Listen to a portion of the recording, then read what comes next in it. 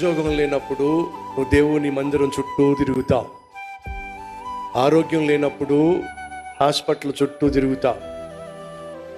కానీ ఒక్క నిమిషం, ఉద్యోగం వచ్చేసింది అనుకోండి, అయినా దేవుని చుట్టూ తిరుగుతామా మనం?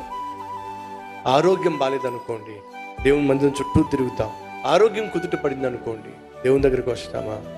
ఒకసారి ఆలోచించండి. మనిషి యొక్క తత్వం ఏమిటంటే, తను ఆశించింది అందుకున్నప్పుడు అనుగ్రహించిన దేవుణ్ణి విడిచిపెట్టి పోవడము మనిషి తత్వం.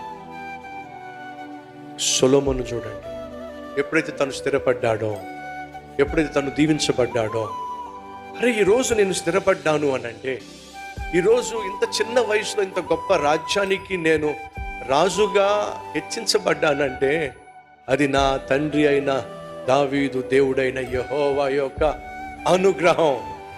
అనుగ్రహం. కాబట్టి నేనేం చేయాలో తెలుసా?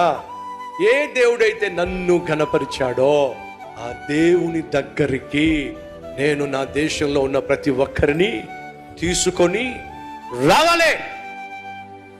నన్ను హెచ్చించిన దేవుడు ఒకడున్నాడు, ఆ దేవుని పేరు యెహోవా అనే విషయము ఆ దేశంలో ఉన్న ప్రతి ఒక్కరికి తెలియాలి. ప్రతి ఒక్కరూ కూడా నాతో పాటు కలిసి దేవుని సన్నిధికి రావాలి.